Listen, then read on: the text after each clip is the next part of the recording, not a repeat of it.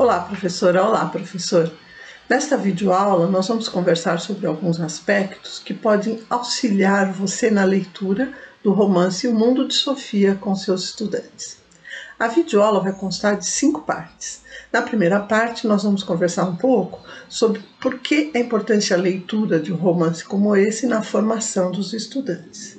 Em seguida, em atividades 1, nós vamos conversar sobre sugestões de trabalho em termos literários com o livro.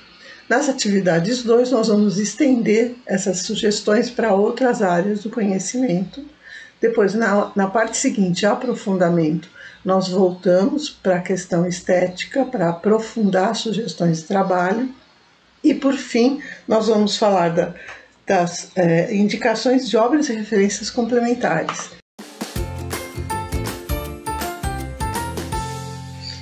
O livro cobre a história da filosofia desde o seu surgimento até o século XX.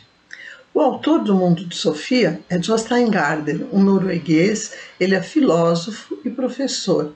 O Mundo de Sofia foi seu principal sucesso. Ele foi lançado em 1991 na Noruega e aqui no Brasil chegou em 1995. E qual é o segredo de O Mundo de Sofia, do sucesso que ele faz? O segredo é ele juntar esses dois ingredientes, uma narrativa e, de outro lado, transformar a filosofia em alguma coisa compreensível para o jovem.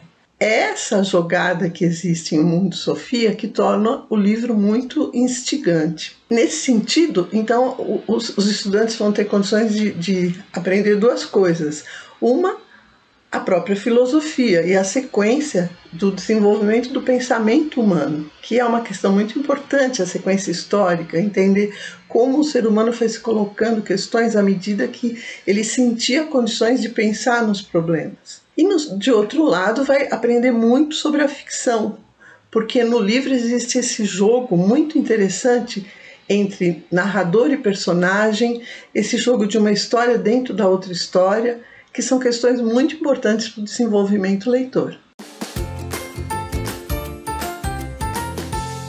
Na parte de pré-leitura, é sempre importante você começar apresentando o livro para os seus estudantes como um todo, o livro como um objeto. E a capa do livro, normalmente a gente sente como se fosse uma porta de entrada no livro.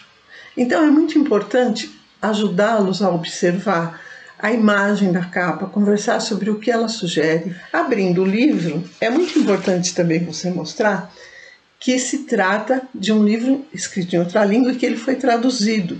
Na quarta capa, a gente pode ver que a tradução foi feita diretamente do norueguês. Bom, por fim, antes de começar a leitura, você pode ler uma epígrafe que tem no começo do livro, que é um texto do Goethe. Ele está falando do ser humano, mas assim, é uma questão importante para você conversar com eles, para preparar para o trabalho filosófico contido no romance. Agora vamos conversar um pouco sobre as atividades de leitura do livro. Então a nossa sugestão é que, primeiro, que os capítulos do livro sejam lidos em bloco, para serem discutidos também em bloco. E, em segundo lugar, que você vá alternando situações de leitura compartilhada em sala de aula com leituras feitas em casa. Então, o primeiro capítulo, que é o capítulo que abre tudo, que nos apresenta a Sofia, que nos apresenta o lugar onde ela mora e em que pela primeira vez ela tem contato com um professor de filosofia, nós consideramos um capítulo importante de ser lido de forma compartilhada e comentado com você e os alunos. Você pode sugerindo para os alunos para eles fazerem anotações em casa de 2 tipos. De um lado, o que acontece na narrativa, o que acontece com Sofia, o que acontece na vida dela. E do outro lado, as informações filosóficas que aquele capítulo contém. Nisso eles podem colocar até as dúvidas deles. Terminando isso, as atividades de pós-leitura. As atividades de pós-leitura do livro vão ser muito variadas, porque se trata de um livro complexo e um pouco mais longo. No começo, nos primeiros capítulos, as atividades de pós-leitura poderiam ser conversas que, se você achar interessante, redundem em anotações. Seria importante eles irem anotando as coisas inusitadas e absurdas que acontecem com Sofia para a partir de determinado ponto do livro, eles perceberem que tudo isso se deve à interferência do Major, que o Major é o narrador da história, que está dentro da história. Ele é o narrador da história do Sofia e do professor. Isso é importante porque é um jogo que demora um pouco para eles entenderem. Nas atividades de pré-leitura, você pode pedir a ajuda de um professor ou da área de ciências humanas ou da área de ciências da natureza, porque o livro proporciona abertura para esses dois lados. Junto com esses professores, você pode conversar com os alunos sobre que elementos do livro interessaram mais a eles. Essa discussão pode ser feita a partir da tabela ou do relatório que foi feito nas aulas de português. Há vários temas que podem ser explorados e no manual do professor a gente relata melhor, mas pode ser uma visão geral da filosofia, pode ser uma visão de alguns momentos da filosofia, pode ser uma visão histórica, aproveitando as aulas de história, pode ser até questões de natureza científica, porque os filósofos da natureza, por exemplo, levantavam questões que depois foram sendo desenvolvidas. Na área de ciências da natureza, há questões que eles podem discutir a partir da leitura do próprio romance, mas também há questões que partem daí, como a questão do degelo, da calota polar, que eles podem se interessar em conversar com o professor de ciências da natureza. Enfim, há várias possibilidades que podem ser desenvolvidas. No trabalho de leitura, eles fazem a pesquisa, e um trabalho de pós-leitura poderia ser feito de várias maneiras. A BNCC incentiva que se trabalhe com recursos digitais, mas a gente sabe que nem todas as escolas estão preparadas para isso da mesma maneira. Eles podem realizar a pesquisa no mundo digital e podem, nas atividades pós-leitura, construir objetos para serem apresentados ou pela internet para o grupo todo ou apresentados presencialmente com recursos digitais possíveis. Há uma imensidade de possibilidades que vai depender do que você tem condições de fazer na escola e do interesse dos seus alunos.